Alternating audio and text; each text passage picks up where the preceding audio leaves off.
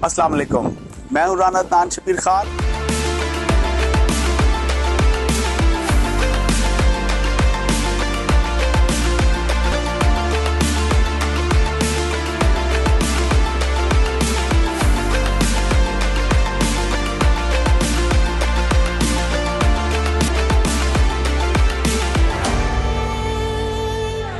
अस्सलाम वालेकुम, मैं हूं राना अदनान शबीर खान और आप देख रहे हैं नोए फिक्र।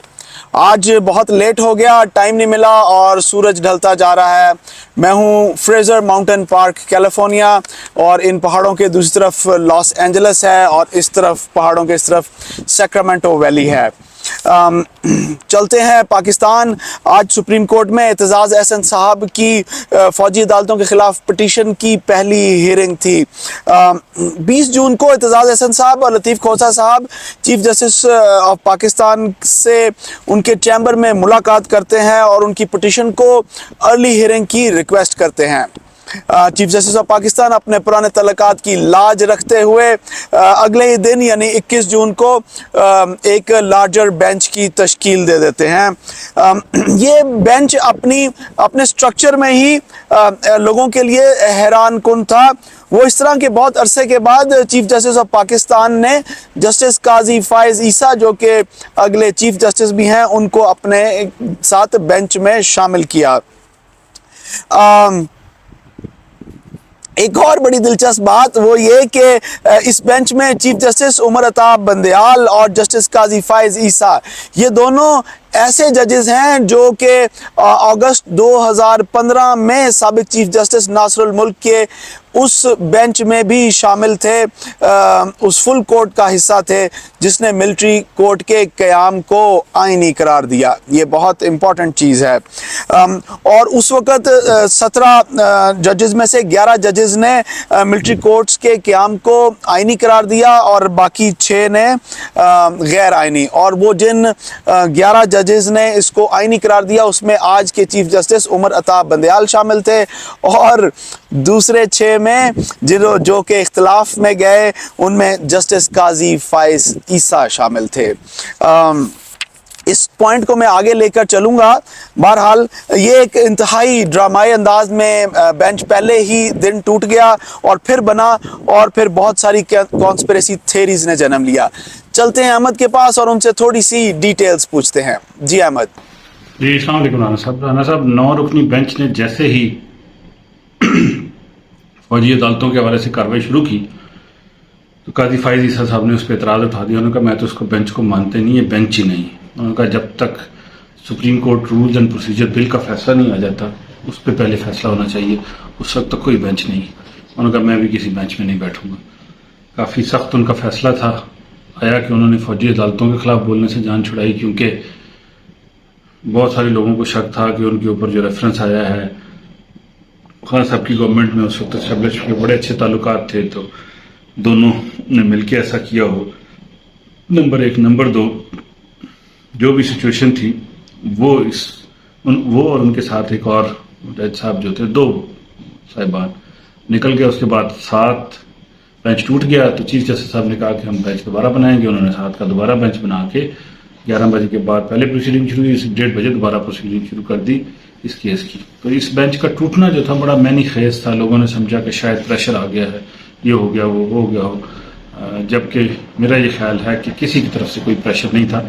ये जस्टिस काजी फायज़ ईसा का अपना ज़ाती फैसला था कि वो इस बेंच में नहीं बैठना चाहते थे और वो एक असूली फैसला भी था।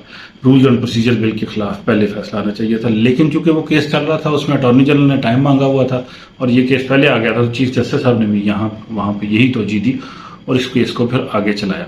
लेकिन बहरहाल इससे लोगों ने अगेन इस पॉइंट के ऊपर लोगों ने वाज़ेह तौर पर यह समझा कि शायद सुप्रीम कोर्ट में अभी भी सेपरेट मौजूद है और काजी फायज़ ईसा गुस्से से उठ के चले गए हैं। ऐसा नहीं था। मेरा ख्याल ये कि असूली पॉइंट है, गवर्नमेंट के पास ये राइट नहीं है कि वो सुप्रीम कोर्ट के रूल्स एंड प्रोसीजर बिल को बनाए, ये गवर्नमेंट ने गलत किया। लेकिन उसके ऊपर जब सुप्रीम कोर्ट ने एक उसको हुक्म ने इम्तनाई दे के उसको सस्पेंड करके उसके ऊपर प्रोसीडिंग शुरू की है तो उसके ऊपर फैसला भी आ जाना चाहिए। इसमें भी काजी फायज़ ईसा साहब का पॉइंट कोई गलत नहीं था। ताहम PTI چیئرمین نے چونکہ اس میں نئی پٹیشن ایڈ کر دی تھی, اور بھی اس میں پٹیشنیں تھیں, حسن صاحب کی سپریم کورٹ کے ایک ریٹائرڈ جج ہیں ان کی بھی, تو کافی معتبر جج تھے وہ بھی, تو ان تمام کی پٹیشنوں کی ویلیو تو تھی, لیکن جو ہے وہ پروسیڈنگ شروع ہوئی اور قاضی فائز صاحب علیحدہ ہو گئے. تو دوسرے بھی تھے مسعود رضا صاحب, وہ بھی علیحدہ ہو گئے, سردار مسعود رضا. تو اس کے بعد پروسیڈنگ دوبارہ شروع ہوئی اور سپریم کورٹ نے تمام ڈیٹا مانگ لیا ہے کہ جو لوگ 9 مئی کے واقعات میں ملوث ہیں ان کی ساری تفصیل پیش کی جائے. تو اب دیکھتے ہیں کہ آگے اس کیس کو وہ کیسے لے کے چلتے ہیں, لیکن یہ دن میں کافی انٹرسٹنگ سچویشن رہی آج بینچ کے حوالے سے. جی رانا صاحب. احمد, آج پی ٹی آئی کی 2 اور وکٹیں گر گئیں, 2 بڑے سینئر سیاستدان پی ٹی آئی کو چھوڑ کر چلے گئے.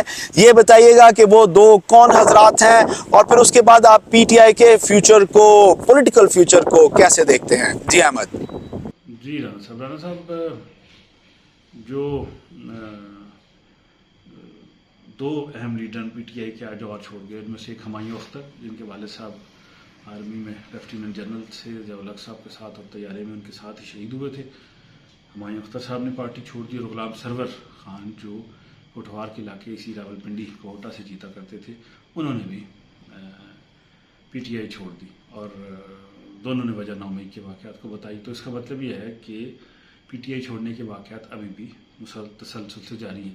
یہ لوگ پارٹی میں واپس آتے نہیں آتے ایک علیحدہ بات ہے, لیکن یہ دونوں بڑے نام تھے اور اسٹالورٹ کہہ لیں ضرور تھے, وزیر بھی رہے.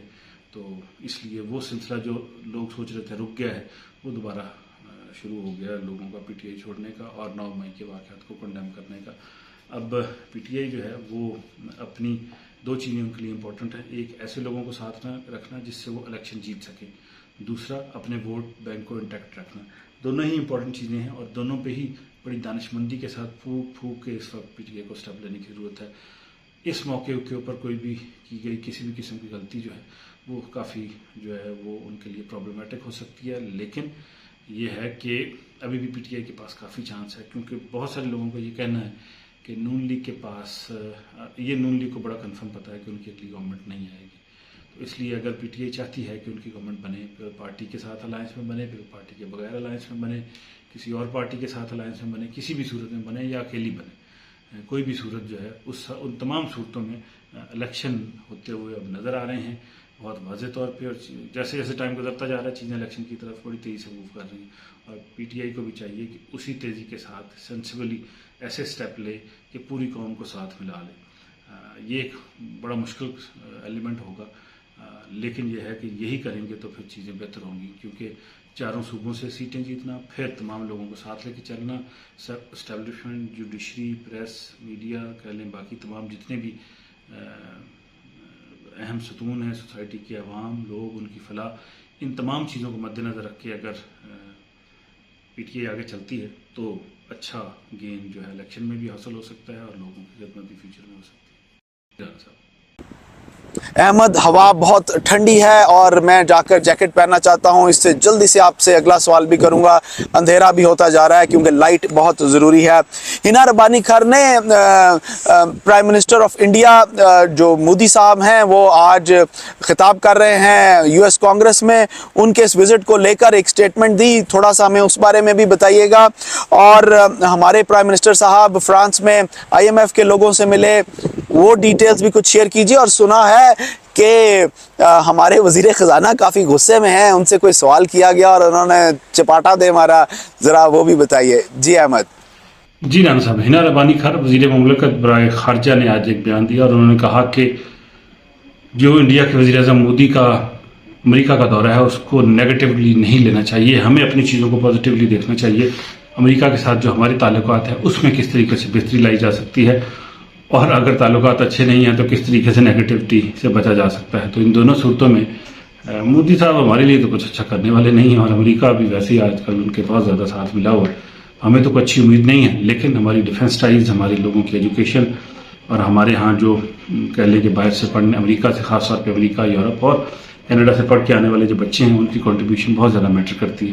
ان چیزوں کو بھی کنسیڈر کرنا چاہیے کہ ہمیں صرف یہ نہیں دیکھنا چاہیے کہ امریکہ میں پیسے نہیں دے رہا تو اس کا یہ مطلب ہے تعلقات اچھے نہیں. اور بھی بہت زیادہ طریقے ہیں, ریمیٹنسز ہیں, ہمارے آئی ٹی کے جتنے لڑکے کام کرتے ہیں تمام کہہ لیں امریکہ سے ہی چیزیں پیسے کماتے ہیں, امریکہ یورپ سے زیادہ تر. اس لیے ہر چیز کو نیگیٹولی دیکھنے کی بجائے پازیٹیو साइन पे भी देखा जाए तो काफ़ी बेहतरी होगी।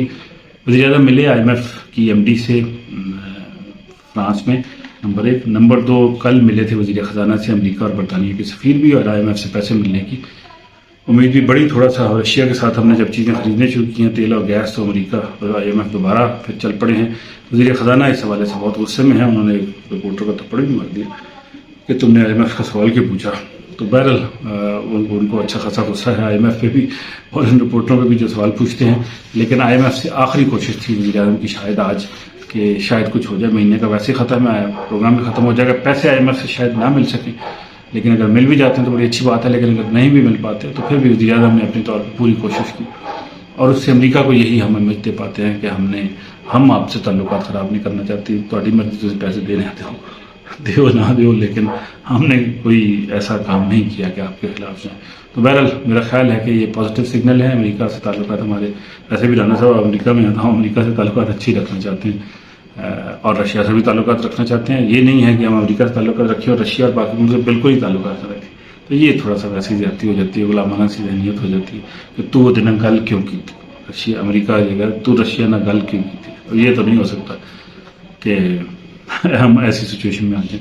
लेकिन बहरहाल हम रशिया से भी फ़ायदा उठाएंगे जैसे इंडिया ने उठाए, और अमेरिका से भी अच्छे ताल्लुकात हैं। तो दोनों सूरतों में मुल्क की जिसमें बेहतरी हो वही हमें करना चाहिए। जी राना साहब।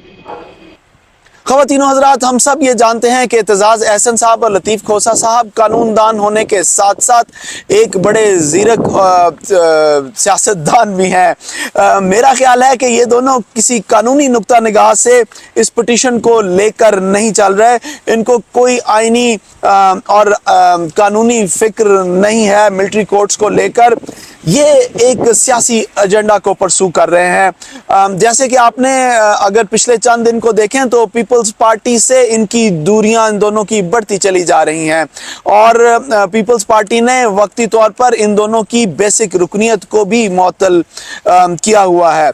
और दूसरी तरफ पाकिस्तान तहरीक इंसाफ में रोज़ाना, जैसे आज भी 2 विकेटें गिरी, रोज़ाना लीडरशिप इमरान खान साहब को छोड़ती चली जा रही है, और ये दोनों हजरात इमरान खान साहब के करीब होते चले जा रहे हैं। खान साहब की लीडरशिप जिस स्पीड से उनको छोड़ रही है, तो वो एक वैक्यूम क्रिएट हो रहा है लीडरशिप का, और माइनस इमरान खान साहब की बातें भी हो रही हैं, और बहुत सारी थेरीज मार्केट में हैं। तो ये दोनों हजरात मेरे नज़दीक उस वैक्यूम को कैश करना चाह रहे हैं, उस वैक्यूम को एज एन अपॉर्चुनिटी ले रहे हैं। बहरहाल ये उससे कितना फ़ायदा उठाएंगे या नहीं उठाएंगे, या मैं गलत भी हो सकता हूँ, दोनों सूरतें हो सकती हैं। इस वक्त अनफॉर्चुनेटली हमारी अदलिया में भी आपको एक दरार नज़र आ रही है, और ये दोनों हजरात उस अदलिया की सियासी दरार का भी बाकायदा हिस्सा नज़र आ रहे हैं, क्योंकि ये बहुत क्लोज़ हैं चीफ जस्टिस ऑफ पाकिस्तान के। जिस तरीके से काजी फाइज ईसा को इस बेंच में शामिल किया गया, उसकी एक वजह जो कि मुझे बड़ी वाज़े नज़र आ रही है, मुझे नहीं पता आप लोगों को ऐसे नज़र आ रहा है या नहीं आ रहा है, कि ये बेसिकली चाहते हैं कि आने वाला चीफ जस्टिस, जो कि ऑलरेडी असूली तौर पर मिलिट्री कोर्ट्स के ख़िलाफ़ हैं, और वो माजी में उनके ख़िलाफ़ ऑलरेडी फ़ैसले में शरीक भी हो चुके हैं, ये उन दोनों को फ़ौज के आमने सामने करना चाह रहे हैं। यानी मेरा कहने का मतलब यह है कि आने वाला चीफ जस्टिस और फौज, ये उन दोनों के आमने सामने खड़ा करना चाह रहे हैं, उन दोनों के दरमियान फासले बढ़ाना चाह रहे हैं, उन दोनों के दरमियान मिसअंडरस्टैंडिंग क्रिएट करना चाह रहे हैं। उसकी वजह यह है कि जैसे कि आपने देखा कि पाकिस्तान आर्मी ने मुतअद्दिद बार बड़ा वाज़े बताया कि वो 9 मई के जितने सहूलतकार प्लानर्स और लोगों को बहकाने वाले और फिर करने वालों को वो मिलिट्री कोर्ट्स में सज़ा देंगे। आप इस चीज़ को कैसे देखते हैं, आप इस चीज़ को कैसे एनालाइज करते हैं, हमारे साथ कमेंट्स में ज़रूर शेयर कीजिएगा। हम इस बहस को लेकर आगे भी चलेंगे। मैं इसे इमरान खान साहब का बैटल प्लान कहता हूं, तो उसकी आज पहली किस्त थी। आगे देखते हैं ये किधर को जाता है और कैसे जाता है। अल्लाह आप सबको आसानियाँ नसीब फरमाए और आसानियाँ तकसीम करना नसीब फरमाए। अस्सलाम वालेकुम।